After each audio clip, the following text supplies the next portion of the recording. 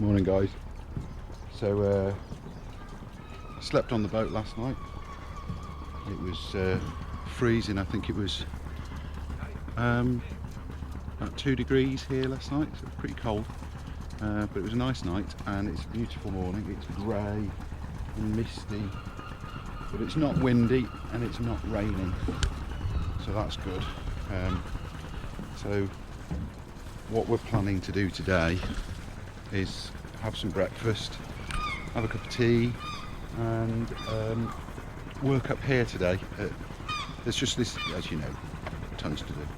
So yeah, today what we're doing is just more work on deck, clean up a rust spot with the air needle gun on the grinder and whatever tools we need. We've got loads of tools for doing that kind of thing. Put some rust killer on it, let that settle, paint over it with some 2-pack epoxy, move on to the next spot and just keep going, you know, tackling all these little areas that if we don't do them, they're just going to get worse. So it's preparing the boat to then be fully done in the spring, but stopping from things from getting worse over winter. What are you doing, Jack? Playing, what is it called? Playing pickup sticks. Okay. Now, from what I remember as a child, you're meant to pick the sticks up without moving the other sticks. But I'm not sure if I'm right. I haven't got a clue. No, it says here. It Does says it? what you just said. Seems like a silly game. Kaplunk seems better. I don't know. At least with Kaplunk you've got the marbles, which are a It takes defining... up less space though. It's more of a boat game. Well, that's true. Kaplunk on a boat wouldn't work. No, because it would be just rolling. Be moving. Yeah. It'd be like Jenga on a boat. Yeah. Oh, Jenga on a boat's fun. Yeah. Oh well. I'm going to finish my cup of tea and then we'll get started, eh? Okay. I'm Andy, I'm Melissa. And I'm Jack. and together we're working on restoring our sailing yacht. Some of you might think we're crazy taking on the challenge of restoring this boat and creating a life less ordinary. And we're sure there will be blood, sweat and tears, but it'll all be worth it when we embark on our epic adventure around the world.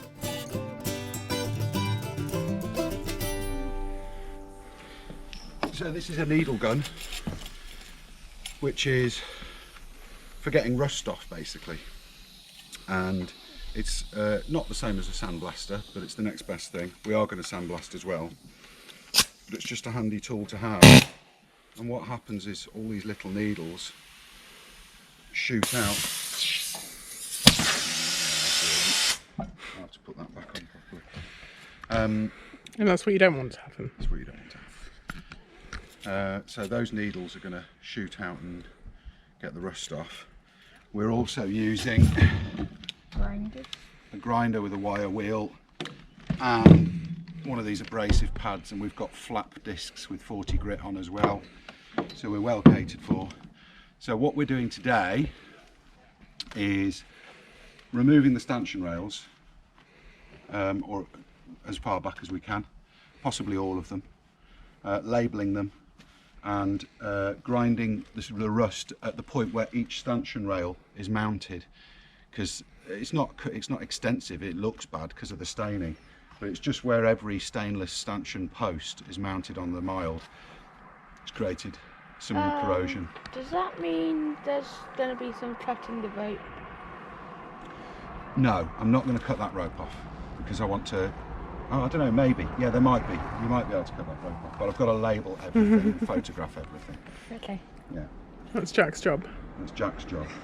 So first things first, while Melissa starts grinding, I guess, I will get some tape and some Sharpies and label all of the stanchion posts before I start taking it apart. And then I'm going to go around with a spanner and just start removing all the stanchion rails.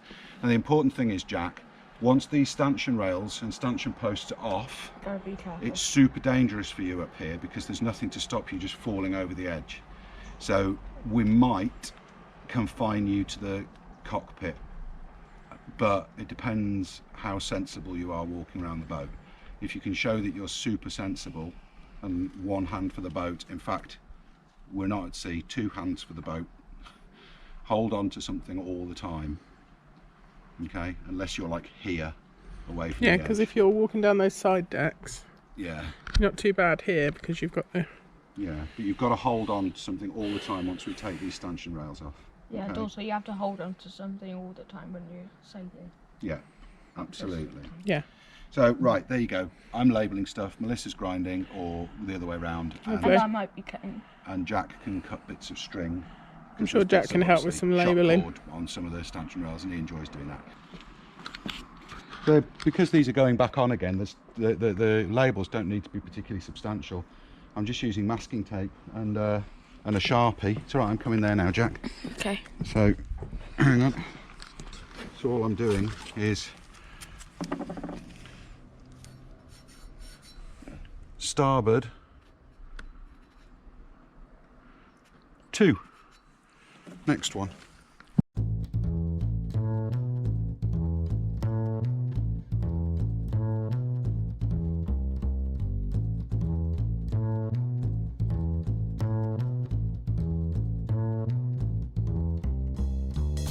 Port 6. Why are you doing it on the Yacht? Because I can't be bothered to climb underneath there. Cool.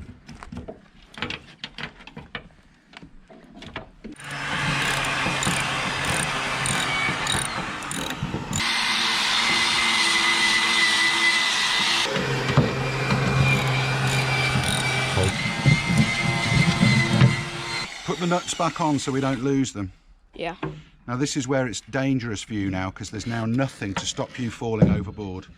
And believe it or not, falling overboard here is worse than falling overboard at anchorage, I know. because you'd land on the floor, not in the sea. And you're going to be going in the sea a lot.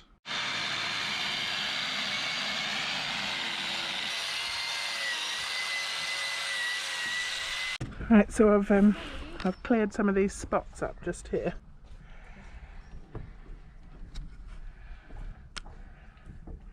So at the moment I'm using an angle grinder, needle gun and this blue thing. Is this a die grinder? Jack's bought me a new weapon to try. For getting in all the little spaces. Obviously I need to connect it up, but I do. No, That's it'll nice be and for shiny. going around there and stuff.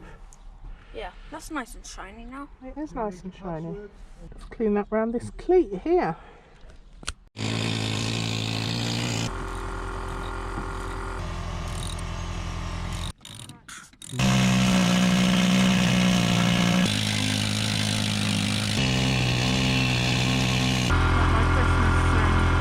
Pardon? It's got Christmas trees on. Wait, I can't hear you. I said it's got Christmas trees on. Yeah. Right, so Jack, we've got a perfect job for you.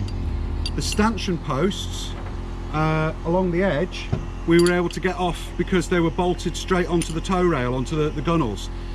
But further back here in the cockpit, the nut is actually inside the boat.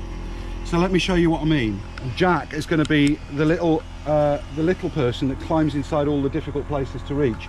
So for example, the nut for this is inside the back lazarette, but down here the nut is going to be behind that one there. The nuts for them are going to be behind the kitchen cupboard. So let's have a look at how to get there. That's a grease gun. Ew, that's disgusting. Right, it's a grease gun, so we need a torch to go back there. Hang on. Okay, so let's have a look. There they are.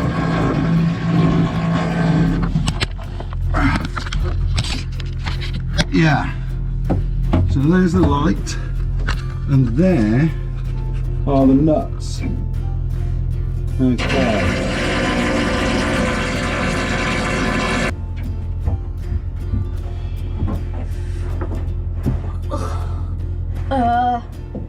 There's so many pipes. Can you see those 2 big nuts? Yeah.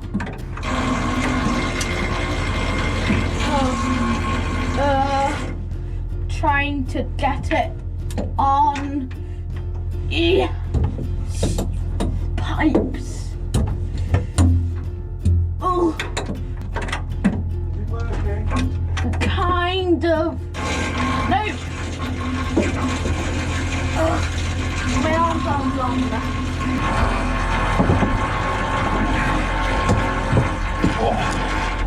So Jack's arm's not long enough to reach these nuts, but fortunately I can just about get to them.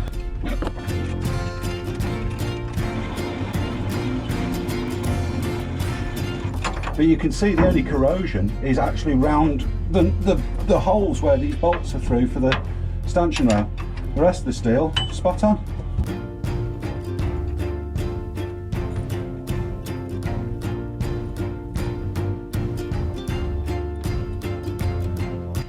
It seems that whoever put these on just used bathroom silicone to seal them. They've not used any sort of marine grade sealant around these nuts. That's just bathroom silicone. There's your problem.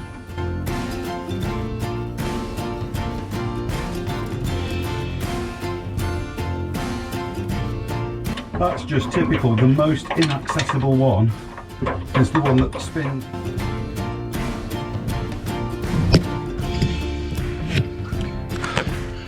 Whew, that was hard work. Because of where the nut was, I couldn't see it because it was behind that piece of metal. And because I'm going in through here, my back was across this piece of wood here, which meant I was having to support my body weight with my other hand on the edge of the cupboard. So I'm having to hold myself up here and unscrew the nut with the other hand. And yeah, we can rip out the whole galley, make that a lot easier. But it's just creating more work, when at the minute what we want to do is, you know, sort out the metal work is more important than the interior. Let's check out what Melissa's doing. You can follow Melissa's progress a little bit while I carry on doing these nuts and bolts with Jack.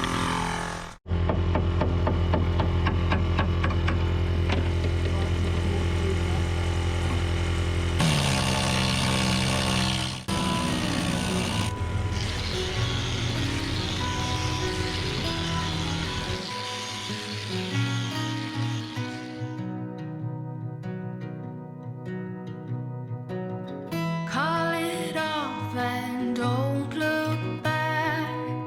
Take me off this lonely track. All my worries of yesterday, I can't seem to get away. We were golden, turning blue. I thought you could see it too. Through our hands it slipped away. We were never here to stay. We were so wild and free. We were just kids in love. I gave you the best of me, and all I was asking of you was to never break it. Melissa's using the needle gun. Let me show you how this one's come up. So these are the stainless steel monster cleats, and they're welded to the mild steel with a mixed rod. And these bases were really badly corroded. So this is one that's kind of ready for the rust treatment. That one is Melissa is doing. Sorry, go on. This one's about halfway there. Yeah, about halfway there. And I'll take you to the back. You can see the state that they were in. So see these bases? So you'd look at those and you go, oh my God, that's horrendous. That's rusted all the way through. It isn't, absolutely not. That's what it looked like before. And with an hour or half an hour and some correct tools, that's what they look like when you've taken all the flaky rust and paint off. That's ready for rust treatment and then epoxy, which hopefully we're going to get done today, or we need to get done today because we can't walk away and leave it. And then the other thing is just all these little spots. That one, see a little bit of pitting, little spot there, little spot here, and we're just cleaning them up, treating them and painting them. And these are all the spots that make the boat look really bad from a distance, but they're actually once you start getting them back, yes, that's a little bit pitted, but that's really thick steel. That's 3mm. Yeah, look, there's another one there, another one there, another one there. And once they're cleaned up and prepped, they're not bad at all, not bad at all. That'll come up quite nicely. We're gonna go and have lunch in a minute. We've got loads of different products for treating rust, and we're aware that the kind of gold standard is to shot blast it back to white steel. We know this, but it's not feasible in the yard that we're in. Can't be done, so we have to make the best job that we can. I'm staring around because I can't find the thing I'm looking for. We've got hammerite cure rust, we've got hammerite cure rust, we've got some stuff called aqua steel, which is a marine grade equivalent of cure rust. And I'll show you what I've got in the car. I can't find the aqua steel, but I'll find it in a minute. I'll show you what I've got in the car. Come and have a look at this while we're on the way to the car. That's one of the scuppers. Having been cleaned up, they look like that. And having been painted, just as a temporary measure over the winter, they look like that. That was just a real quick job, just to kind of get rid of the worst of the corrosion and get some sort of protective covering on. And that's basically what we're doing. That's what this is all about this winter. But yeah, in the car, that's in Melissa's car. I've got a box here containing some phosphoric acid. I'll show you when we get back on the boat.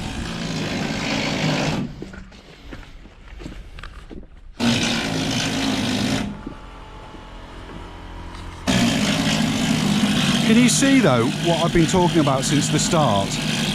There's that bit in the anchor locker, and there's rust staining and the odd little scratch, but there's really not much else.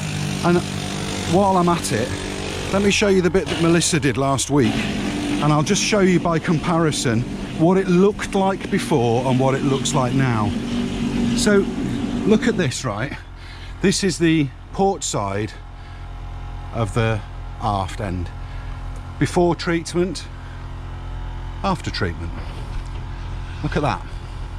And that is simply cleaning it up, getting rid of all the rust and painting it. And yeah, absolutely, that's going to need cutting out and welding. No amount of paint is going to fix that. But really strange how it's gone on that side and not on this side as well. Bizarre. In here, Yeah. is dangerous poison. So you're not to go near it. I know. Phosphoric acid, 30%. So we're going to try this alongside our other rust treatments, and we're trying lots of different products, and over time we'll discover what works best for us.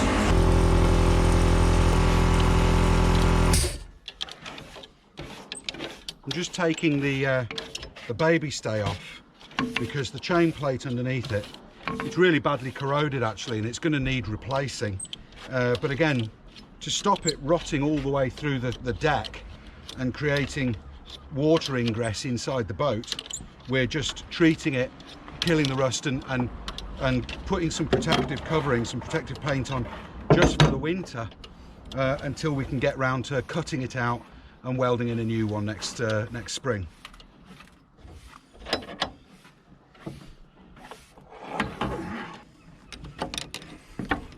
As you can see, that's the chain plate, and you can see that the metal is a lot thinner than it should be.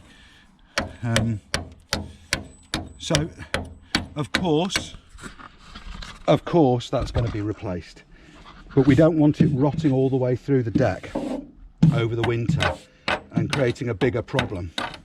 So as daft as it may seem, we're treating this and painting it to protect it over the winter.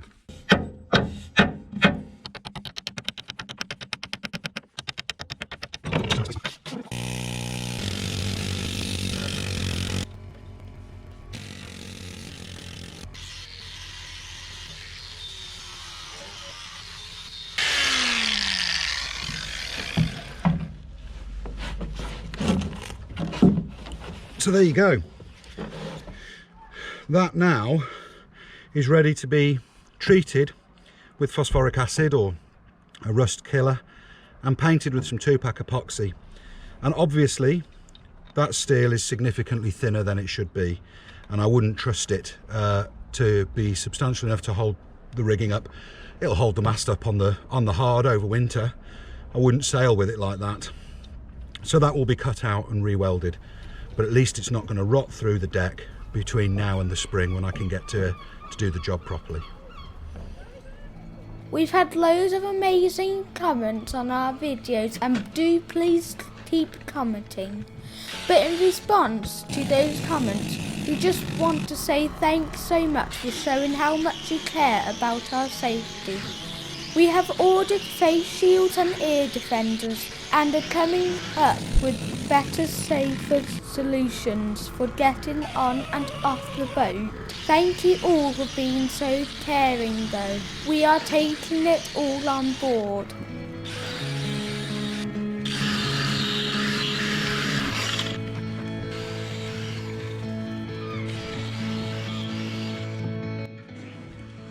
These old glass windows in the aluminium frames, I'm not a big fan. Apart from anything else, the problem that you get with these recessed frames is they pull water here, and obviously that causes problems. We're going to be replacing these windows, probably, not definitely, but we're probably going to be replacing these windows with a polycarbonate that will bolt on the outside with a series of bolts and some sealant. It's a really tried and tested way of doing windows on boats these days, and I've done it on lots of boats. Have you found the bolts? Yeah.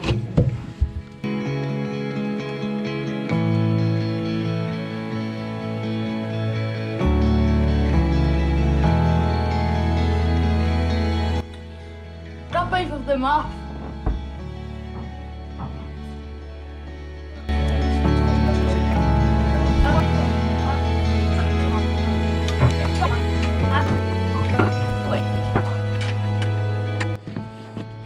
So we're on a bit of a tight time schedule now. We need to get some paint on this because I'm working tomorrow night shift. I thought I was working, I wasn't working tomorrow, but I am. So what we've done, this is going to be quite an interesting little experiment. We've painted some of these areas down here with phosphoric acid. So that's just like normal phosphoric acid, you can see here. And then we're doing these areas here with aqua steel, and we're just going to compare results really. Oh, there's a thing on the lens. We're going to compare results and see whether just standard phosphoric acid is better to clean, get rid of any underlying little bits of rust, or whether we're actually better off going with aqua steel. And we're going to compare it to Hammerite's cure rust as well, although I think the Hammerite and the aqua steel are the same thing. But we shall see. Doesn't look like we've done much today, but we have. Each one of these areas takes time to clean up, and once we've painted this on, we've got to let it settle, let it do its job, and then have some food, have a bit of a chill, remove the rest of those stanchion rails, and then get some 2-part epoxy primer on there before we go tonight. We're using Jotun paint system, by the way, Jotun 87 winter grade, so I'll show you that in a minute. On a different note, the little compressor that we're using is this shonky little thing. So it's an Airmaster sort of running pressure of 115 psi, but it's a tiny little tank, and it's not really big enough for the job. Anyone knows anyone in England selling a second-hand bigger one? Yeah, that's what I was going to say.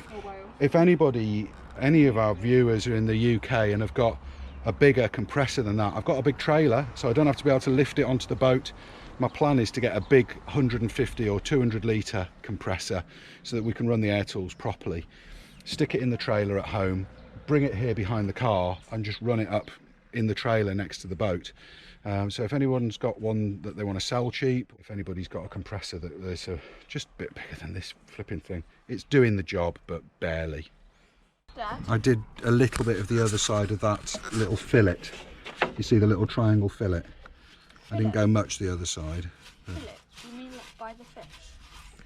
No, it's a metal fillet, not a fish fillet. If it was a fish fillet, I'd be very happy. Or a chicken fillet. But it's a steel fillet, which is a different thing altogether. Right, so we're getting towards the end of the day and we do need to go. But we need to get some protection on this paint before we go. And the epoxy that we're using a kind of a two-part system really. We're always 2-pack epoxy marine grade primer, followed by 2-pack epoxy marine grade top coat. And the primer that we're using is this one. This is Jotun Mastic 87 off-white. And what I've ordered with it, the catalyst I've ordered, says WG, which means winter grade. And the advantage of this winter grade stuff is that it will cope with higher levels of moisture in the air and lower temperatures. So it's really dry still here. The sun's going down, but it's not. We haven't reached the point where we kind of hit dew point and there's high levels of moisture in the air. We're in Wales. Yeah, but we are in Wales and we are on the coast, so it's a moist, kind of damp environment anyway. And it's winter, although now I would say it's probably about 8 degrees. Yeah, it's 8 to 10 degrees now, so we're not sort of icy cold. So we'll just see how we get on. So as you can see, where we've been painting the rust killer and the acid, what was it? Phosphoric acid. Oh, I'm tired. It's getting towards the end of the day. I can't think straight. The metal's gone black, and that's interesting because here that was just phosphoric acid. That wasn't Aqua Steel Cure Rust branded stuff. That was literally just phosphoric acid. And look at the way it's kind of changed the carbon steel black, but not the stainless steel or the mixed metal.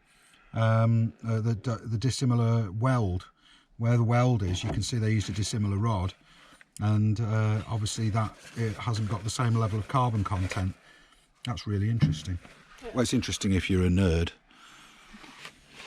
So this is just acetone we're using just to sort of clean the area. Oh, we're going to get some comments about this.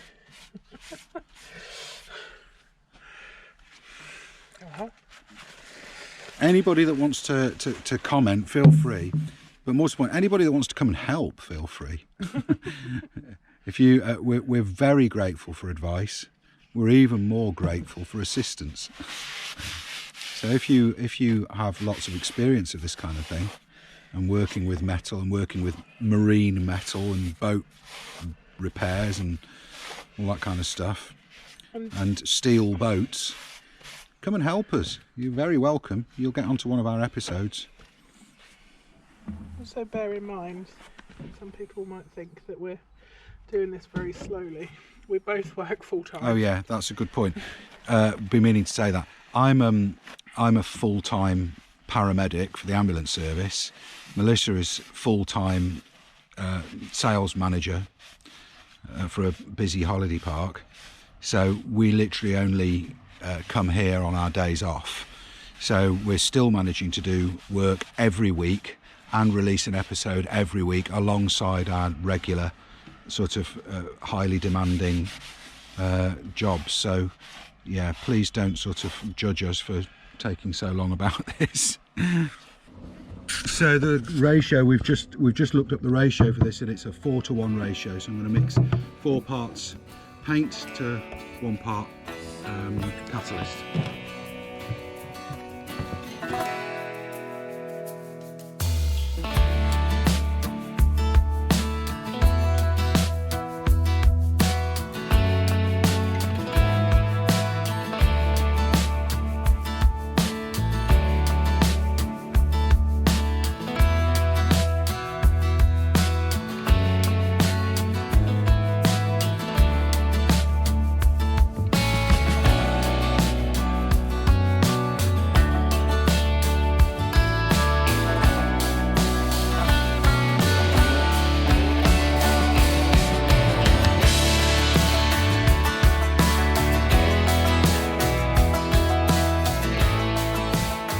that's it. It's officially too dark to do anything else now. We painted until after it was too dark, really. So the verdict on the acid, Yes. the Salt. phosphoric acid, I can't think straight now. The verdict on the phosphoric acid as opposed to Cure Rust and Aquasteel is we think phosphoric acid is actually better, but we'll let you know when we see what problems develop with it later on. So we've cleaned back a whole load of different patches on the front of the boat. We've painted it up in Jotun 87 winter grade. It's now too dark and the dew point has reached where we don't want to paint anymore. We will be back in a couple of days just to sand over the top of what we've done and re-prime basically. Yeah, catch any bits that we've missed, because the light was getting so bad towards the end. There's probably bound to be the odd little bit that we've missed. I feel like I'm having to say this a lot, but I am justifying this. Everything that we're doing now is just to, preventative maintenance. We're going to do this all properly in the summer, and all we're doing is highlighting. Well, not really winterizing the boat, no, but we're kind of stopping areas that are Leaky. that are not leaking yet, but will do by the spring if we don't sort them out now. So there's And also leaky areas. well, yeah, A little bit. but what we're doing with steel work wise, there's lots of areas on this boat which are showing signs of corrosion, which if we do nothing between now and the spring, they will deteriorate rapidly. So we're just trying to limit that kind of damage, really. Yeah. I think we've said that enough. I think I've said that enough. I just know that a lot of people are going to be saying, you're mental for doing it this way. You should get this boat into a hangar. Well, yeah, we should, but we can't. Or you should shot blast the entire hull tomorrow. Yeah, probably we should, but we can't. So we're just having to do the best that we can with what we've got. So there you go. Roll on spring. In the meantime, night everybody. Bye. Bye. Bye-bye. As always, thank you so much for watching. If you enjoyed the episode, please don't forget to click the thumbs up button. And if you want to make sure you don't miss any more episodes, click the subscribe button and the notification bell. We'd like to thank all of our patrons: Anonymous Trucker, Jeff Altenberg, Chris Seville, George Silverson, Henrik Knudsen, Ramita Bento, Eric Nermo, Robert Ads G, Terry Hamilton, Dennis Small, Matthew Stroud, John Bruce, William Chaplin, Michelle Maddox, Clifford Stein. Our coffee donations from Brian Webster and Rob White. PayPal donation from Lisa Webster. And our friends and supporters: Robert Ralph, Chris and Abby, Trev Hedges,